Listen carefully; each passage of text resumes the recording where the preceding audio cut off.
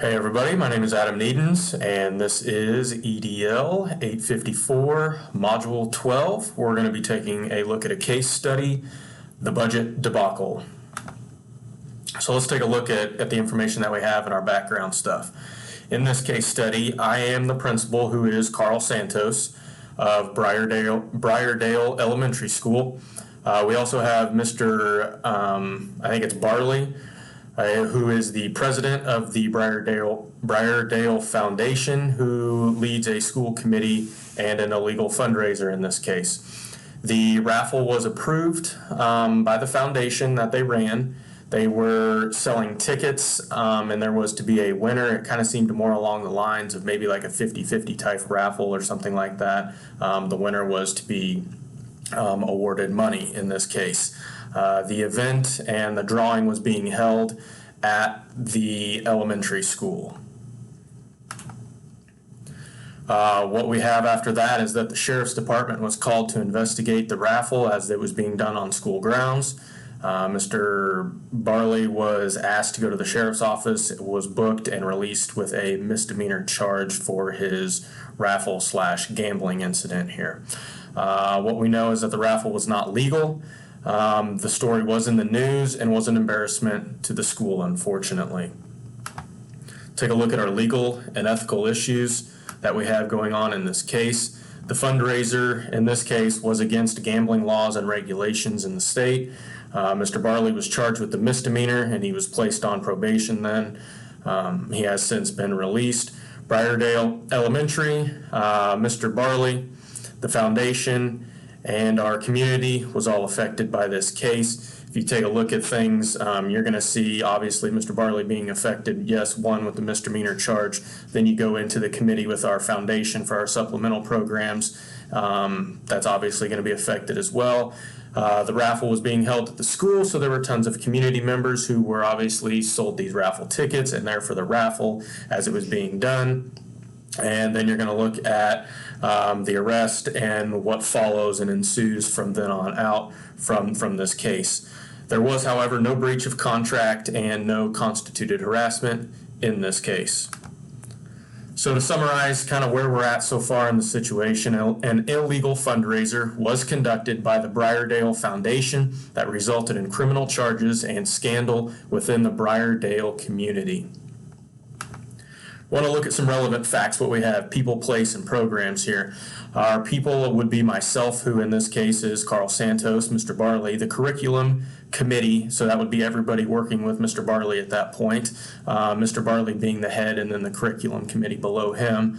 Then you're going to have the teachers of the school. They may not have been directly involved in the committee, but this is going to affect them.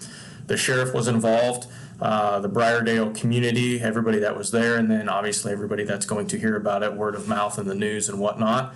You're eventually going to affect the students with funding issues and that nature. And there was a man named Mr. Morley involved in this case who kind of had a little maybe back and forth competition with Mr. Barley as well. Mr. Morley was at a different elementary school running the same program type that Mr. Barley was running. Place where this is going on was at the Briardale Elementary School. The committee was there, the raffle was there. It's kind of the community center hub, if you would, for things that go on there. You're looking at a more of a urban/suburban area, being a large district and a large city here. The program, we have 600 students in this building. It's a K-5 elementary school. In the entire district, you're going to have 6 elementary schools, which funnel into 2 middle schools, which funnels into 1 large high school. The committee's focusing on basic skills. The curriculum focuses on basic skills for the educational setting. And the supplemental curriculum for fundraising stuff is going towards your arts and things like that. This is a public school. So we've prioritized our information for what we have here. You can take a look at your pyramid over there, if you would, kind of starting at the bottom and working our way up is kind of where we're at here. We're going to look at our stakeholders, who would be our teachers involved, the curriculum committee. Students are going to be affected by this, and then ultimately, of course, the community and everybody involved with anything going on there. This is going to affect all those stakeholders, some more than others, but yes, it will have a trickle-down effect on everybody. What I would need to do is consult these people. I would need to consult my superintendent and inform of what happened and see what the process needs to be from there. There's going to have to be a legal team or a lawyer involved in this case. This has become a legal matter now, with the sheriff's department getting involved, a misdemeanor charge. And so we'll have to see where we go from there. There is going to have to be a committee formed. I will have to kind of have a leadership team and decide policies and regulations and where we're going to head with that committee from here on out. I would then have to consult with Mr. Barley and see and kind of talk to him about the direction that we're heading, and then ultimately consult with my staff, my teachers, and be transparent and tell them everything that's going on. So in review, we're going to review all policies. We're going to look at the board policies that we have in place already. We're going to look at legal policies that have been put in place and that have been affected in this situation. Then we're going to determine with the superintendent where to head from there. Now look at our options and consequences moving on here. You're going to have three options. One would be take no action. If you look at the consequences for take no action on number one on the right slide, or the right side, the stakeholders grow upset when you lose community support. You're going to lose funding, and you're obviously going to have a damaged reputation. Number two would be a dissolution of the curriculum fundraising committee and then issue a public apology. This is to basically appease everybody, hopefully, and kind of sweep it under the rug, more or less. So you look at the consequence on number two, you're going to see there's going to be no supplementary educational program anymore. There's no funding for it, and you're going to have probably a loss of community support because they're not going to want to buy into whatever you're going to have to offer from now on if you're willing to fold.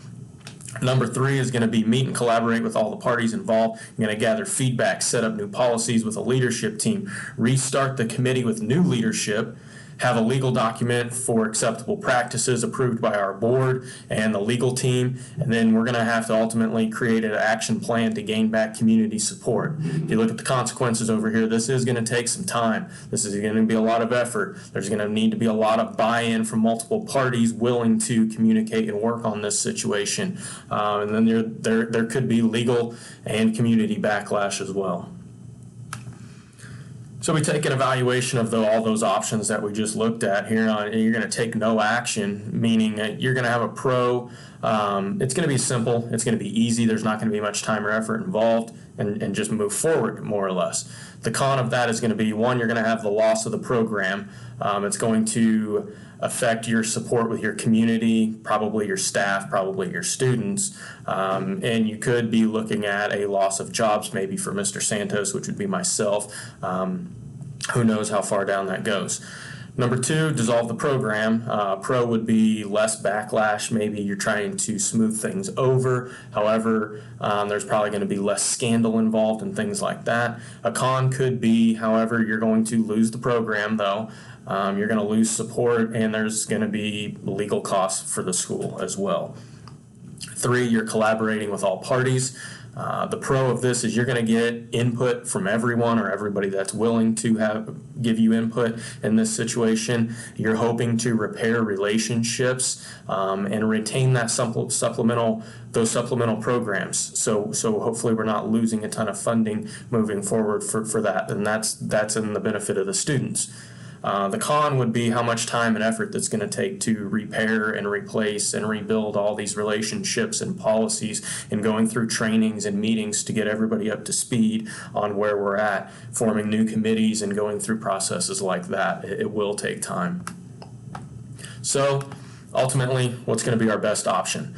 I believe myself in this situation here, option three is going to be our best option to meet, collaborate with all those parties. This plan allows us to gather input from everybody. It's going to allow us to handle the situation internally as well as externally. It's going to allow us to replace what needs to be replaced and then build new policies, and then create an action plan for our community support and our involvement while keeping our supplemental programs alive as well. Our implementation process. First off, I'm going to have to meet with the superintendent and legal team to kind of see what I need to do and where we need to head immediately.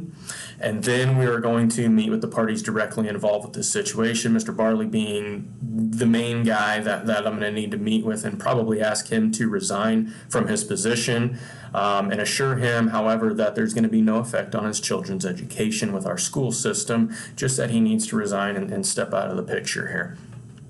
Then we're going to address the staff and explain the situation and what the process will be moving forward. I need to be transparent. Don't hide any details at this point. Everybody needs to be in the know of what's going on and how we're going to handle that.